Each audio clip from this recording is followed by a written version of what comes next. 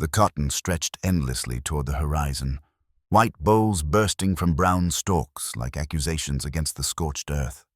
The Mississippi River churned lazily beyond the fields, indifferent to the human misery cultivated along its banks. Here, beneath a sun that burned without mercy, the 𝙎𝙖𝙬𝙨 plantation sprawled across 300 acres of stolen labor and broken spirits. Elias wiped sweat from his brow with the back of his hand, careful not to let the overseer see him pause. At 32, his body still bore the lean strength of a man who had survived what should have killed him. His fingers, though calloused from handling cotton bales, retained an unusual delicacy, the remnants of another life when those same hands had turned pages instead of picking bowls. He had been born free, born to Reverend Samuel Crawford in Philadelphia, raised in a modest home filled with books and Sunday hymns. Elias had learned Latin and Greek before he was 12, had memorized entire passages of Cicero, had dreamed of becoming a teacher. Then came the night the slave catchers burst through their door, his father's protests, his mother's screams, the forged papers declaring him a runaway from Georgia. None of it mattered. Free papers burned easily. Free men bled the same. That was 14 years ago, 14 years of learning a different kind of literacy, reading the moods of white men, understanding the language of the whip, knowing which silences meant survival and which meant death. Edmund Whitaker emerged from the big house as the sun reached its zenith, his silver-topped cane tapping against the porch boards. At 53, he carried himself with the assurance of a man who believed God himself had ordained his position. His suits came from London, his sermons from a selective reading of Scripture that conveniently justified every cruelty. "Elias," he called out, his voice carrying the peculiar gentleness of a man addressing valuable property. "The inventory for next week's shipment. I need it by sundown." "Yes, Master Whitaker." Elias kept his eyes lowered, his posture submissive. After 14 years, the performance was effortless. Behind Whitaker, framed in the window of the second floor, Margaret watched. She was 34 but looked older, her auburn hair pulled back severely, her face pale despite the southern sun. She had been raised in Boston, the daughter of a shipping merchant who had arranged her marriage to seal a business partnership. She had arrived at the plantation 7 years ago expecting a romantic adventure. She had found instead a gilded cage. The rains came violently that September, turning the roads to rivers of mud. Edmund Whitaker had ridden out to inspect the northern fields despite the weather, his pride unwilling to let mere rain interfere with his schedule. His horse, a temperamental stallion named Brutus, had always been more symbol than practical transportation. Elias was returning from the storage barn when he heard the scream, human, not animal, roar with terror. He ran toward the sound, his heart pounding not from exertion, but from the knowledge that interfering with a white man's business, even to help, could mean death. He found Edmund in a ravine, pinned beneath Brutus, who had shattered his leg in the fall. The horse thrashed wildly, and each movement drove broken bone fragments deeper into Edmund's flesh.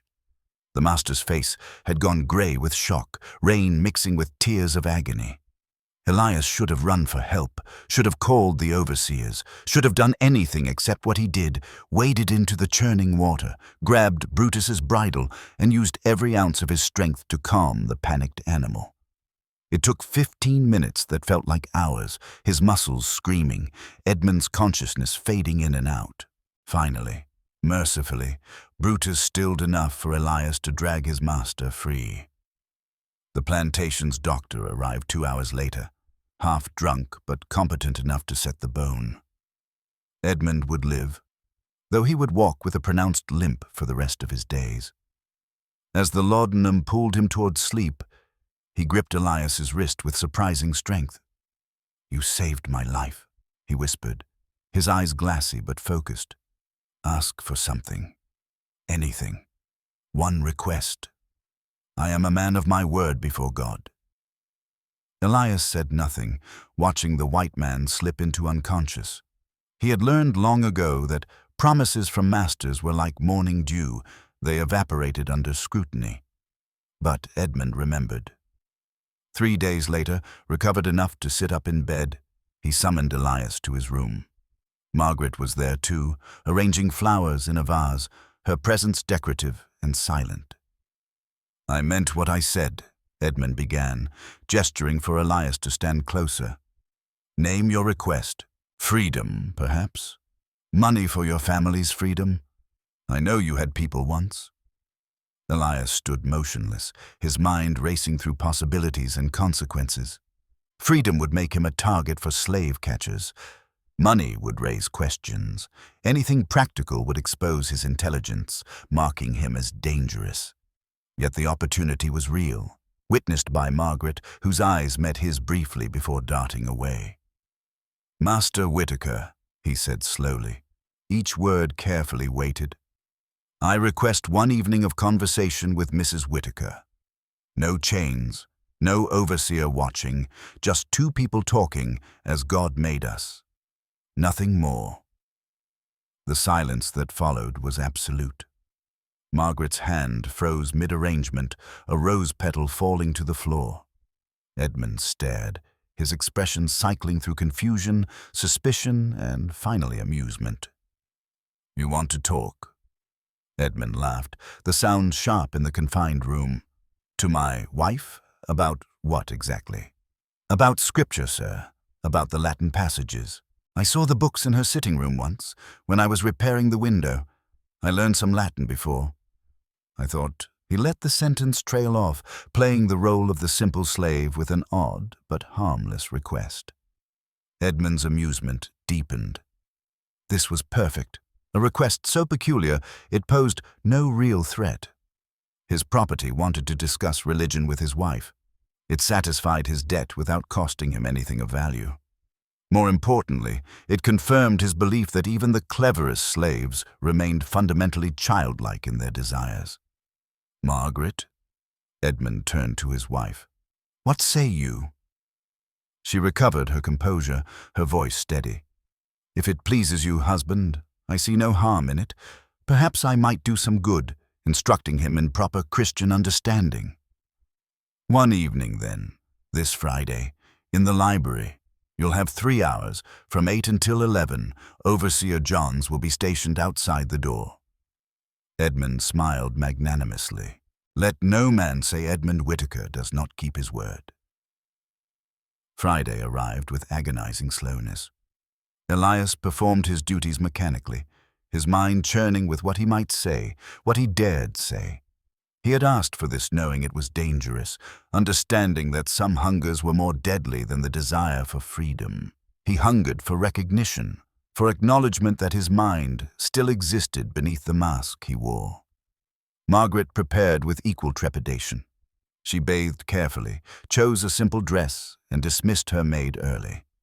She told herself this was missionary work, an opportunity to educate an unfortunate soul.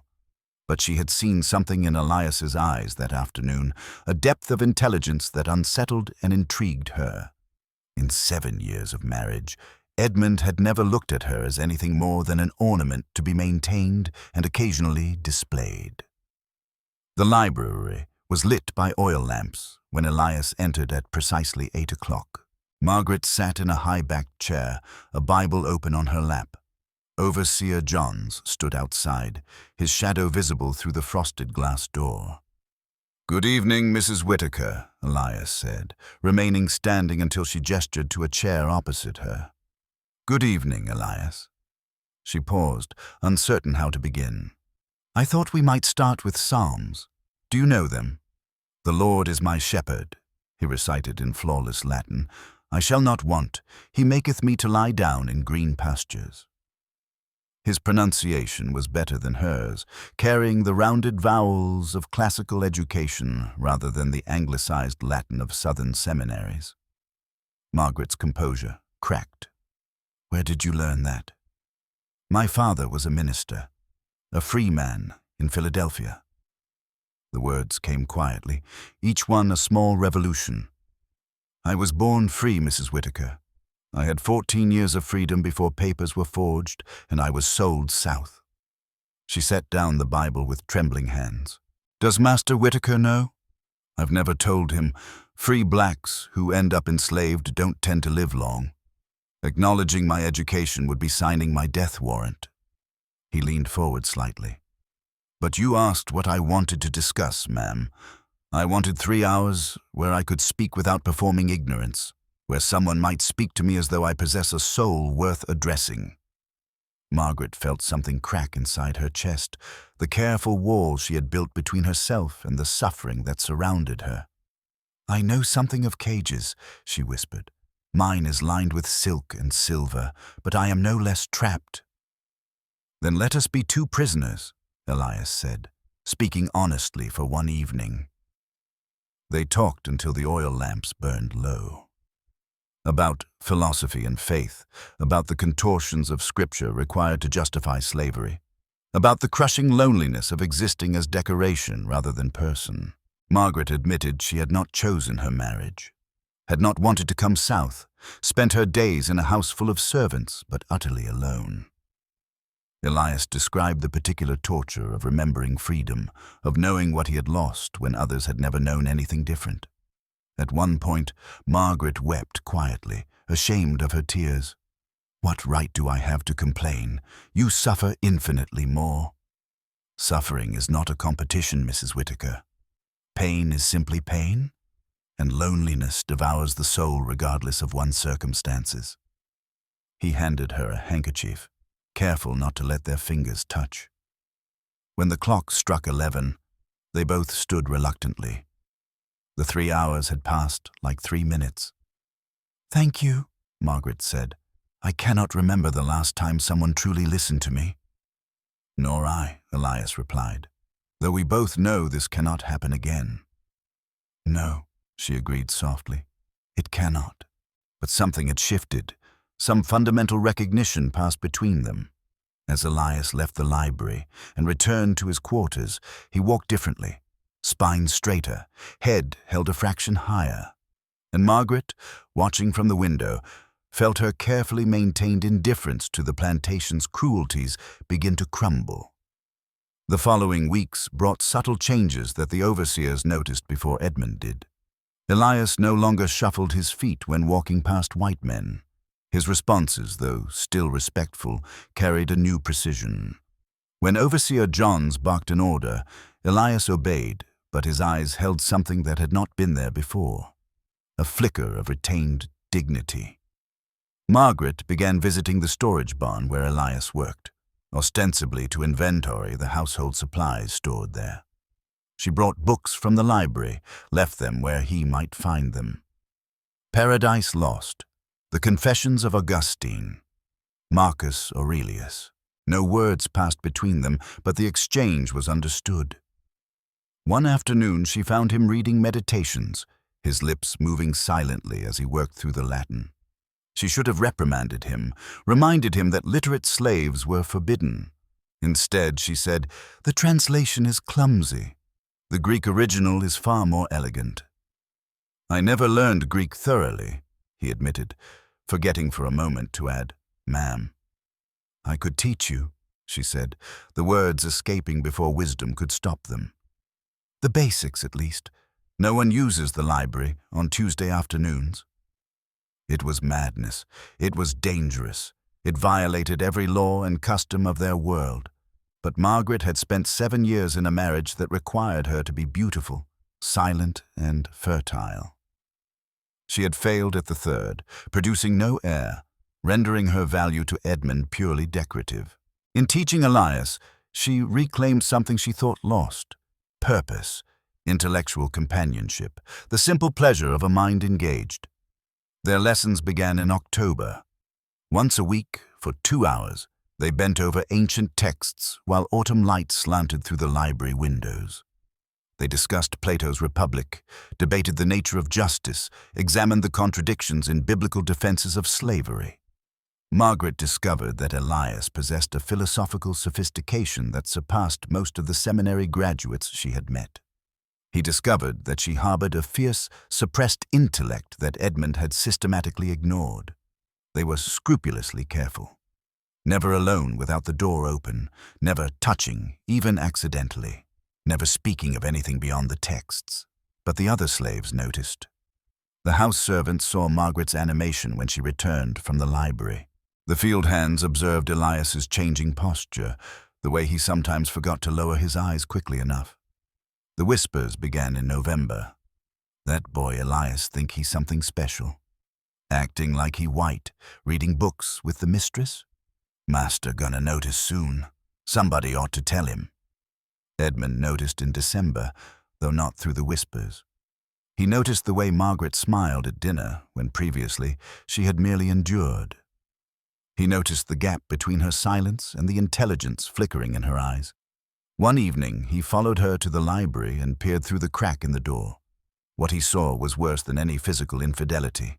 His wife and his slave sat across from each other, discussing philosophy as equals. Margaret was laughing at something Elias had said about Aristotle's concept of natural slavery being intellectually inconsistent.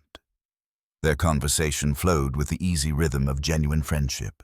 Edmund felt rage crystallize in his chest, not at sexual betrayal, but at something far more threatening. A slave who could discuss Aristotle was not a slave at all, but a man, and a wife who could share such discussions had transcended her proper role as decorative property. He waited 3 days, controlling his fury with effort. Then, on Sunday after church services, he summoned Overseer Johns and 6 field hands to the courtyard. He ordered Elias brought before the assembled plantation. "This boy," Edmund announced, his voice carrying across the silent crowd, "has been caught in an act of presumption. He has forgotten his place. He has committed the sin of pride, the sin of aspiring beyond his God-given station." Margaret ran from the house.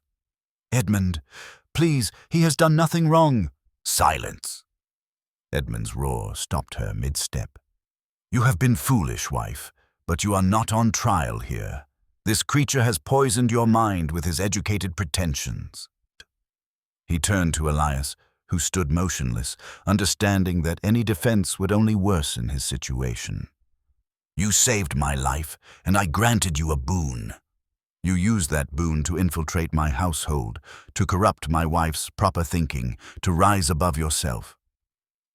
"Master Whitaker," Elias said quietly, "I have broken no law. I have touched nothing that was not given. I have spoken only when spoken to." "You have broken the highest law," Edmund hissed. "You have forgotten what you are." The whipping was methodical and brutal, 30 lashes, carefully calibrated to cause maximum pain without risking death. Edmund was too shrewd to destroy valuable property. Margaret was forced to watch, held in place by 2 house servants.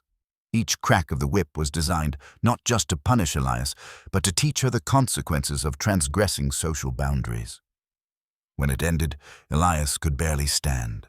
Blood soaked through his shredded shirt, pooling in the dust at his feet. Margaret had stopped screaming and now stood silent, her face a mask of horror.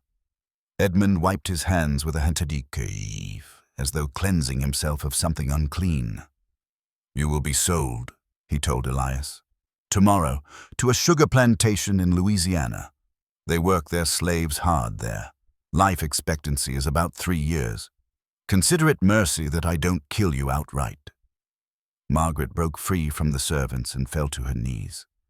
"Please, Edmund, I beg you. Punish me if you must, but not him. He is innocent of any crime." Her plea was her greatest mistake. Edmund's face twisted with comprehension and rage. "You care for him," he said slowly. "Not as a mistress cares for a servant, but as an equal." "He is an equal," Margaret said, her voice breaking. "He was born free. He is educated, intelligent, worthy of—" The slap sent her sprawling.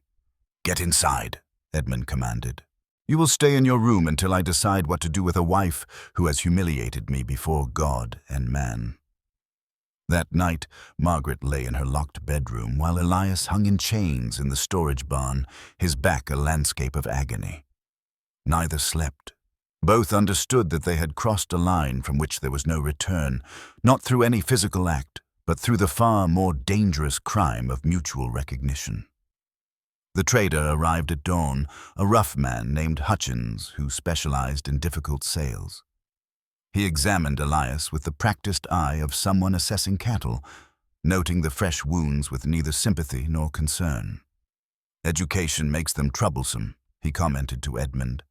"But the sugar plantations don't care. They work 'em so hard they don't have time for thinking."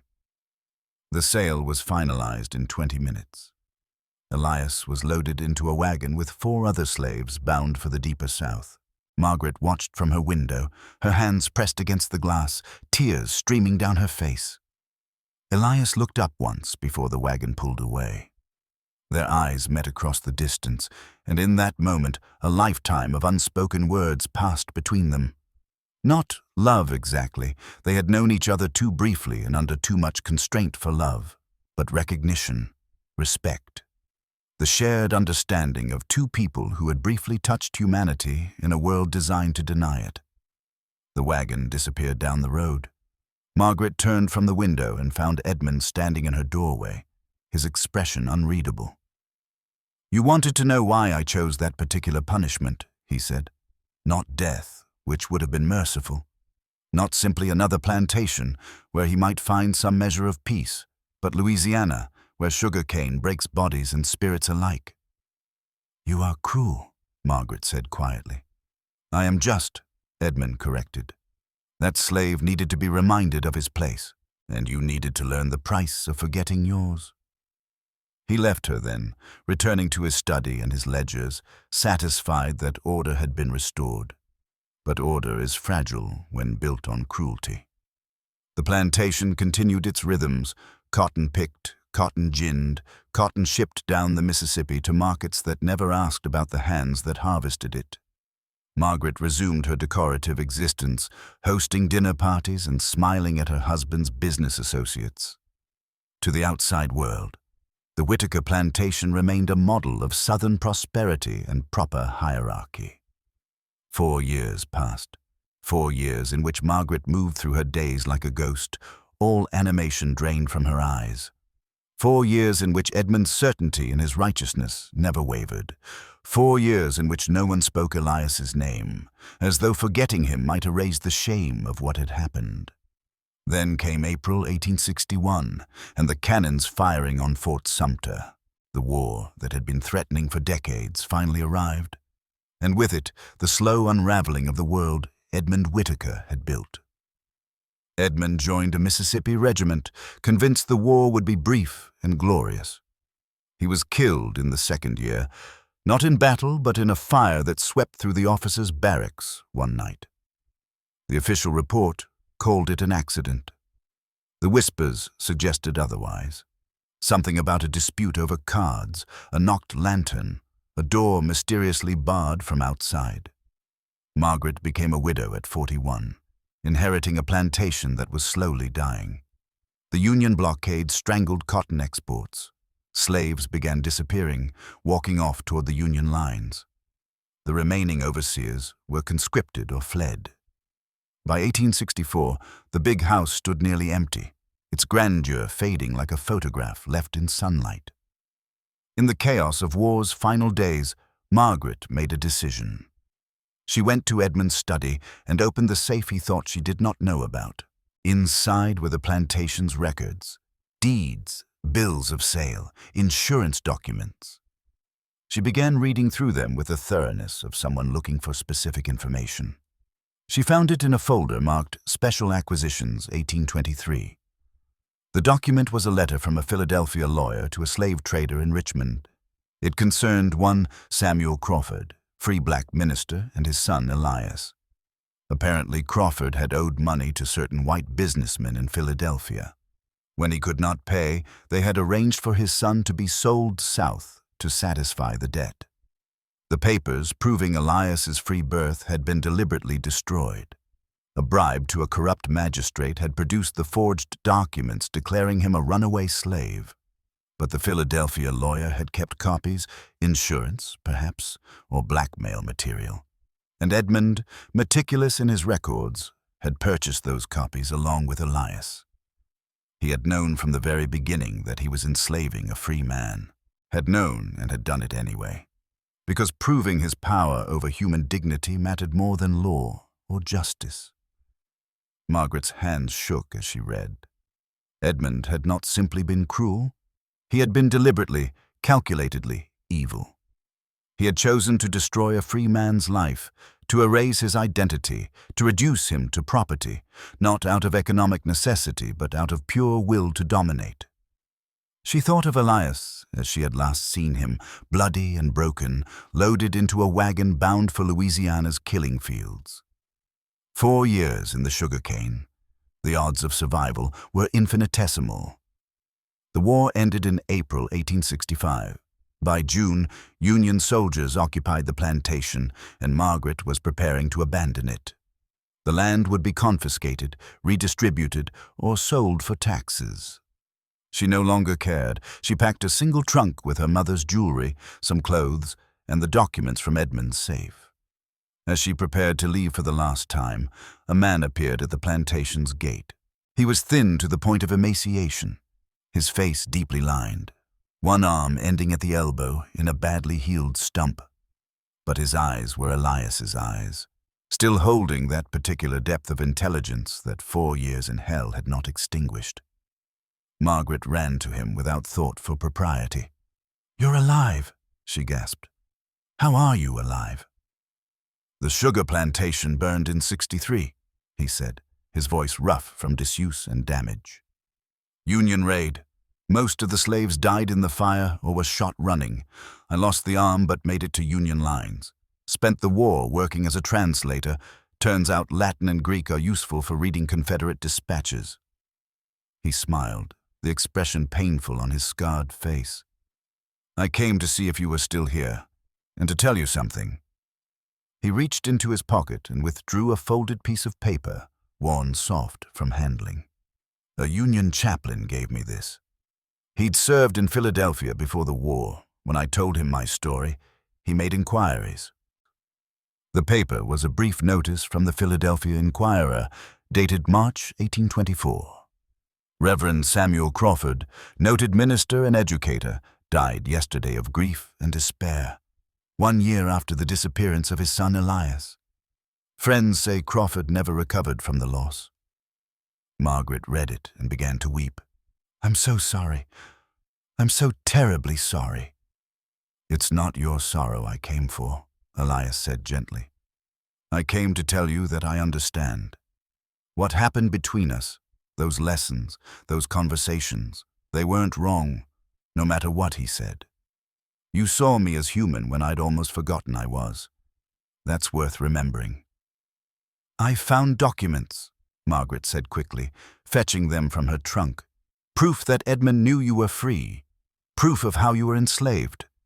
I don't know if it matters now, legally, but you should have them." Elias took the papers, studying them carefully. His expression shifted as he read, something dark and bitter crossing his features. "He knew," he whispered. "All those years, he knew." "Yes. And still he—" Elias stopped, unable to complete the thought. The depth of Edmund's cruelty suddenly had new dimensions. It was one thing to enslave someone ignorantly, caught in the machinery of an evil system. It was another to deliberately erase a free man's identity, to knowingly choose degradation over dignity. They stood together in the abandoned courtyard as afternoon shadows lengthened. Around them, the plantation decayed, roof tiles missing, gardens overgrown, cotton fields returning to wilderness. "What will you do now?" Margaret asked. "Go north, try to find teaching work, rebuild something." He paused. "And you?" "The same. North, away from all this." She gestured at the plantation, at the big house that had been her prison. "I have a cousin in Boston who says I can stay with her." "Perhaps our paths will cross again," Elias said. "In a world where they're allowed to." "Perhaps." Margaret smiled sadly. "Though I suspect we both know they won't." She was right. They never saw each other again. But years later, when Elias had established a small school for freed slaves in Philadelphia, he received a donation from an anonymous benefactor in Boston. The money came with a note written in elegant handwriting. For education, for dignity, for the recognition of human worth. And decades later, when Margaret was dying in her cousin's home, surrounded by the trappings of respectable widowhood, she thought of those Tuesday afternoons in the library, of discussions about Plato and Aristotle, of two imprisoned souls finding brief freedom in intellectual companionship. She had spent the rest of her life trying to atone for the sin of complicity, donating to abolition causes, to schools for freed slaves, to anything that might balance the scales. But she knew the scales would never balance. Edmund had destroyed a free man and called it God's will. She had witnessed that destruction and been too weak to stop it. The tragedy was not in what had happened between her and Elias. Those conversations had been the only truly moral thing in that immoral place. The tragedy was in the world that made such simple human connection an act of rebellion worthy of torture and death. In the end, neither Margaret nor Elias ever spoke publicly about their brief connection. The world was not ready to hear about forbidden friendship between a white woman and a black man, about intellectual equality in a place designed to enforce permanent inequality. Their story remained private, a small, quiet tragedy lost among the larger horrors of slavery. But the documents Margaret saved eventually found their way to an archive. And Elias's school graduated its first class in 1870, young men and women who had been born into slavery, but who walked out with Latin and Greek, with philosophy and mathematics, armed with the same weapons Elias had once possessed and lost: the ability to think freely, to reason clearly, to claim full humanity in a world that preferred to deny it. The cotton fields grew over. The big house collapsed. The Mississippi kept flowing, carrying away the memories of all who had suffered on its banks. But ideas, once planted, are harder to kill than men. Somewhere in those Tuesday afternoon lessons, something had been seeded that Edmund Whittaker could not whip into submission or sell away to Louisiana. The recognition that all humans, regardless of color or circumstance, possess equal worth. That simple, dangerous idea survived when everything else turned to dust. It was the only memorial Elias and Margaret would have wanted, and the only one that mattered.